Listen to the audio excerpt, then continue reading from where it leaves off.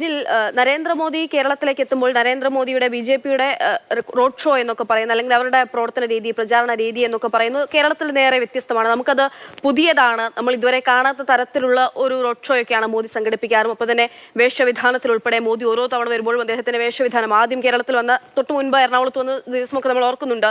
അന്നൊരു കേരളീയ വസ്ത്രത്തിലൊക്കെ മോദി കൊച്ചിയിൽ പ്രത്യക്ഷപ്പെട്ടതും അറിയാതെ തന്നെ ഒരു റോഡ് ഷോ, ചെറിയ രീതിയിൽ റോഡ് ഷോ നടത്തുന്നതൊക്കെ നമ്മൾ കണ്ടിരുന്നു.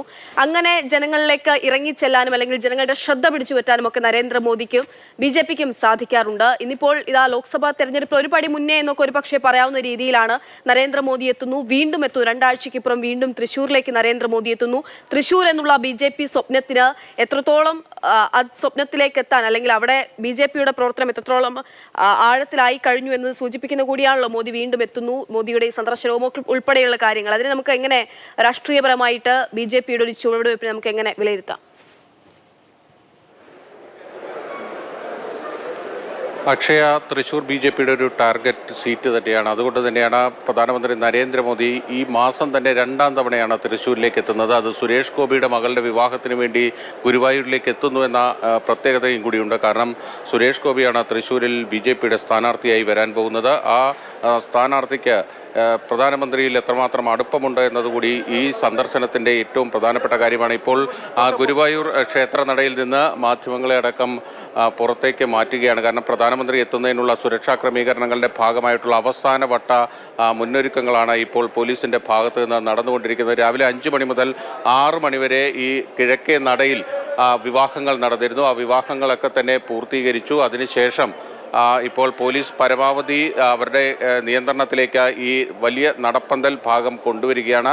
നമ്മൾ ദൃശ്യങ്ങളിൽ കാണുന്ന ആ ഭാഗത്ത് ആണ് വിവാഹങ്ങൾ നടക്കുന്നത്. അവിടെ വിവാഹങ്ങൾ നടക്കാൻ പ്രത്യേക മണ്ഡപങ്ങളുണ്ട്. 4 മണ്ഡപങ്ങളിലാണ് ഒരേ സമയം വിവാഹങ്ങൾ നടക്കുന്നത്. ഇതിൽ പ്രധാനമന്ത്രി എത്തുന്ന സമയത്തായിരിക്കും സുരേഷ് ഗോപിയുടെ മകളുടേതടക്കം 4 വിവാഹങ്ങൾ നടക്കുക. അതിന് തൊട്ടപ്പുറത്ത് തന്നെയാണ് മേൽപ്പത്തൂർ ഓഡിറ്റോറിയം ഉള്ളത്. മേൽപ്പത്തൂർ ഓഡിറ്റോറിയത്തിലും തുടർന്ന് ഈ ചടങ്ങുകൾ ഉണ്ടാകും. ആ പ്രധാനമന്ത്രി പങ്കെടുക്കുന്ന വിവാഹ ചടങ്ങ് മേൽപ്പത്തൂർ ഓഡിറ്റോറിയത്തിലായിരിക്കുമെന്നാണ് നമുക്ക് മനസ്സിലാക്കാൻ കഴിഞ്ഞിരിക്കുന്നത്.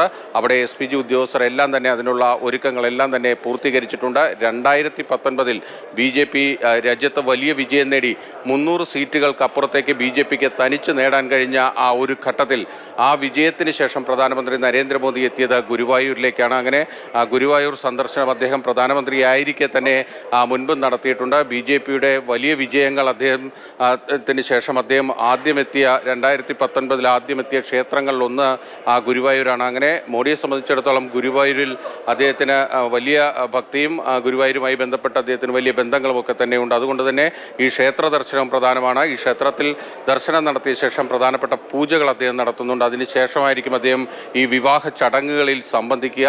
ശ്രീവത്സം ഗസ്റ്റ് ഹൗസിലേക്കാണ് പ്രധാനമന്ത്രി കൊച്ചിയിൽ നിന്നെത്തുന്നത്. അല്പനേരം ശ്രീവത്സം ഗസ്റ്റ് ഹൗസിൽ അദ്ദേഹം താമസിക്കും. അതിനുശേഷം തെക്കേ നട വഴിയായിരിക്കും പ്രധാനമന്ത്രി ശ്രീകോവിലിന് മുന്നിലേക്ക് എത്തുക. അതായത് കിഴക്കേ നടയിലെത്തി അതുവഴി ക്ഷേത്രത്തിനുള്ളിലേക്ക് പ്രവേശിക്കും. അവിടെയാണ് പ്രത്യേക സുരക്ഷാ ക്രമീകരണങ്ങളൊക്കെ ഇപ്പോൾ പോലീസിൻ്റെയും SPGയുടെയും ഭാഗത്ത് നിന്ന് ഉണ്ടായിരിക്കുന്നത്. നമുക്ക് ആ ദൃശ്യങ്ങളിലേക്ക് പോയി കഴിഞ്ഞാൽ ഇപ്പോൾ ഗുരുവായൂരിൻ്റെ കിഴക്കേ നട പൂർണ്ണമായും പോലീസിൻ്റെ നിയന്ത്രണത്തിലേക്ക് വന്നു കഴിഞ്ഞു. അവിടെ പരമാവധി ഭക്തരെയെല്ലാം ആ ഭാഗത്ത് നിന്ന് നീക്കിക്കൊണ്ട് പൂർണ്ണമായ നിയന്ത്രണത്തിലേക്ക്, പോലീസിൻ്റെ സുരക്ഷാ നിയന്ത്രണത്തിലേക്ക് ഇപ്പോൾ തന്നെ ഗുരുവായൂർ ക്ഷേത്ര സന്നിധി മാറിക്കഴിഞ്ഞു. വിവാഹങ്ങൾ 1 മണിക്കൂറാണ്. രാവിലെ 5 മണി മുതൽ 6 മണി വരെയുള്ള വിവാഹങ്ങൾ നടന്നു കഴിഞ്ഞു. ഇനിയുള്ള വിവാഹങ്ങൾ പ്രധാനമന്ത്രിയുടെ സന്ദർശനത്തിന് ശേഷമായിരിക്കും നടക്കുക. അതായത് പ്രധാനമന്ത്രി ക്ഷേത്രത്തിലേക്ക് പ്രവേശിച്ച ശേഷമായിരിക്കും. മോദി വരുന്നതുകൊണ്ട്, സുരേഷ് ഗോപിയുടെ മകളുടെ വിവാഹത്തിൽ പങ്കെടുക്കാൻ നരേന്ദ്രമോദി വരുന്നതുകൊണ്ട് മറ്റൊരുപാട് വിവാഹങ്ങൾ മാറ്റിവെക്കേണ്ടി വന്നു എന്നുള്ളത് വലിയ കോണിൽ തന്നെ അത് വിമർശിക്കപ്പെടുകയും വിമർശനത്തിന് വിധേയമാവുകയും ഒക്കെ ചെയ്തിട്ടുള്ള ഒരു സംഭവമാണ്. എങ്ങനെയാണ്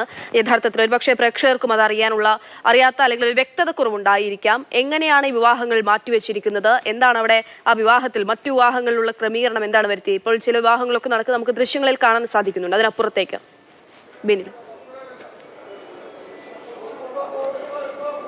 ഗുരുവായൂരിൽ രാവിലെ 5 മണി മുതൽ തന്നെ സാധാരണ നിലയിൽ വിവാഹങ്ങൾ നടക്കുന്നുണ്ട്. 5 മണി മുതൽ ഇങ്ങോട്ടേക്കുള്ള സമയം എത്ര മണി വരെയാണോ വിവാഹങ്ങൾക്ക് ബുക്ക് ചെയ്തിരിക്കുന്ന ആ സമയം വരെ സാധാരണ നിലയിൽ വിവാഹങ്ങൾ നടക്കാറുണ്ട്. ഇപ്പോൾ അതിലൊരു നിയന്ത്രണം വന്നിരിക്കുന്നത് 6 മണിക്ക് ശേഷമുള്ള വിവാഹങ്ങൾ പ്രധാനമന്ത്രിയുടെ സന്ദർശനത്തിന് ശേഷം മതി എന്ന ഒരു നിയന്ത്രണമാണ് വന്നിരിക്കുന്നത്.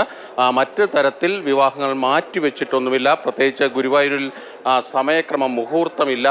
ഗുരുവായൂരിൽ നിശ്ചയിച്ചിരിക്കുന്ന വിവാഹങ്ങൾ ആ ദിവസങ്ങളിൽ നടന്നു പോവുകയാണ് പതിവ്. അതുകൊണ്ട് തന്നെ മുഹൂർത്തങ്ങൾ മാറിയെന്ന ഒരു തർക്കമോ അത്തരത്തിലൊരു പരാതികളോ ഇവിടെ ഉയർന്നു വരാറില്ല. ഗുരുവായൂരെ സംബന്ധിച്ചിടത്തോളം ഇവിടെ നടക്കുന്ന വിവാഹങ്ങളെല്ലാം തന്നെ ഭൂരിഭാഗവും നേർച്ചയായിട്ട് നടത്തുന്നതാണ്. അതായത് ഓരോരുത്തരും അവരുടെ മക്കളുടെ വിവാഹം ഗുരുവായൂരിൽ നടത്താമെന്ന ഒരു വഴിപാട് നേരുകയും അതിൻ്റെ ഭാഗമായിട്ടാണ് ഗുരുവായൂരിൽ ഭൂരിഭാഗം വിവാഹങ്ങൾ നടക്കുന്നത്. അതുകൊണ്ട് തന്നെ നിശ്ചയിച്ച ദിവസം ക്ഷേത്ര സന്നിധിയിൽ വിവാഹം നടക്കുക എന്നത് മാത്രമാണ്. ആ വിവാഹത്തിന് കൃത്യമായ സമയമോ അല്ലെങ്കിൽ മറ്റ് വിവാഹങ്ങൾ നടക്കുന്ന പോലെ ഈ ക്ഷേത്രത്തിൽ വിവാഹം നടക്കുമ്പോൾ മുഹൂർത്തമോ അങ്ങനെ ഒന്നും തന്നെ നോക്കാറില്ല. അതുകൊണ്ട് തന്നെ ഈ ക്ഷേത്രത്തിൽ ഇപ്പോൾ നിയന്ത്രണം ഏർപ്പെടുത്തുന്നതുകൊണ്ട് മറ്റു വിവാഹങ്ങൾക്ക് യാതൊരുവിധ തടസ്സവുമില്ല എന്നാണ് ദേവസ്വം അധികൃതർ തന്നെ അറിയിച്ചിരിക്കുന്നത്. ഇപ്പോൾ നമുക്ക് ആ ദൃശ്യങ്ങളിലേക്ക് പോയി കഴിഞ്ഞാൽ ഗുരുവായൂർ ക്ഷേത്രത്തിൻ്റെ കിഴക്കേ നട പൂർണ്ണമായും പോലീസിന്റെ നിയന്ത്രണത്തിലേക്ക് വരികയാണ്. അവിടെ ശേഷിച്ചിരുന്ന ഭക്തരെ അടക്കം ആ ഭാഗത്ത് നിന്ന്, അതായത് നടപ്പന്തലിന്റെ വലിയ സുരക്ഷാ ക്രമീകരണമാണ് പ്രധാനമന്ത്രി കേരളത്തിലേക്ക് എത്തുമ്പോൾ ഗുരുവായൂർ ദർശനം നടത്തുമ്പോൾ അവിടെ ഏർപ്പെടുത്തിയിരിക്കുന്നത്.